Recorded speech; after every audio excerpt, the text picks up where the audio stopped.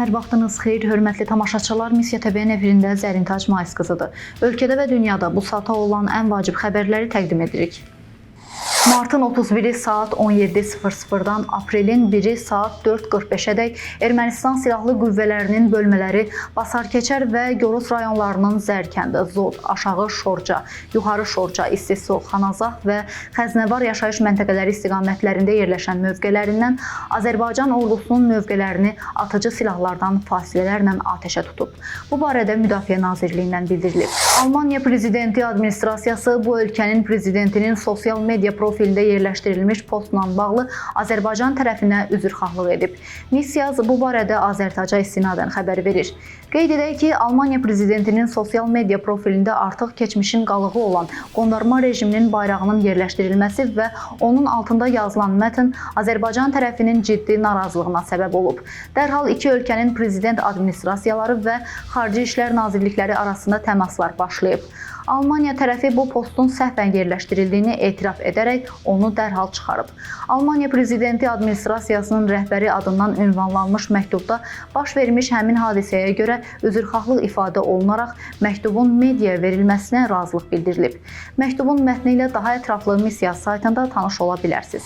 İran Prezidenti Məsud Pezeşkiyanın xarici siyasət məsələləri üzrə müşaviri Mehdi Sənayi Azərbaycana gəlib. Onun səfər çərçivəsində Azərbaycan Prezidentinin köməkçisi Prezident Administrasiyasının Xarici Siyasət Məsələləri şöbəsinin müdiri Hikmət Hacıyev, Xarici İşlər Naziri Ceyhun Bayramov və digər rəsmi şəxslərlə görüşləri nəzərdə tutulub.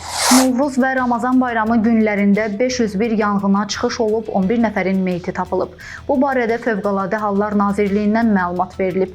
Bildirilib ki, 112 qaynar telefon xəttinə daxil olmuş zənglər əsasında Nazirliyin aidiyyəti qurumları tərəfindən bayramlarla əlaqədar qeyri-iş günləri ərzində ümumilikdə 501 yanğına çıxış, 40 köməksiz vəziyyətdə qalma və 2 avtonəqliyyat qəzası faktı üzrə qəza xilasetmə əməliyyatları həyata keçirilib.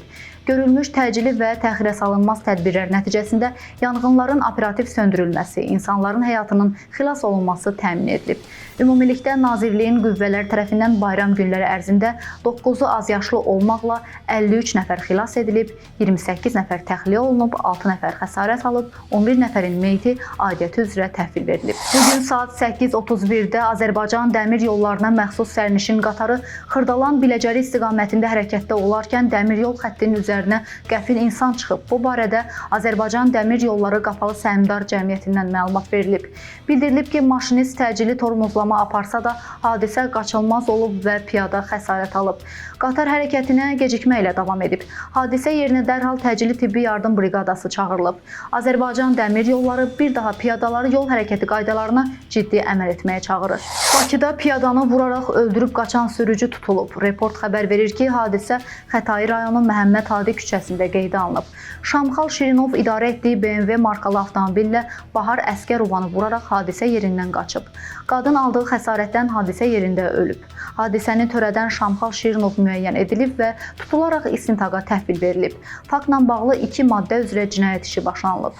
Həcc ziyarətinə getmək üçün sənəd qəbulunun müddəti uzadılıb. Bunu APA'nın sorğusuna cavab olaraq Qafqaz Müsəlmanları İdarəsinin Xarici Əlaqələr şöbəsinin müdiri, Həcc elektron sisteminin rəhbəri Vüsal Cahangiri deyib.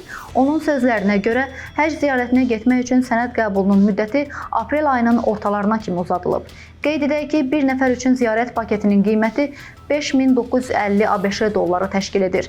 Ziyarət vahid formada təşkil olunacaq və hava nəqliyyatı ilə həyata keçiriləcək. Belə hörmətli tamaşaçılar, ən vacib xəbərləri diqqətinizə çatdırdıq. Siz isə YouTube kanalımıza abunə olmağı unutmayın ki, videolarımızı operativ şəkildə izləyə bilərsiniz. Sağ olun, salamat qalın.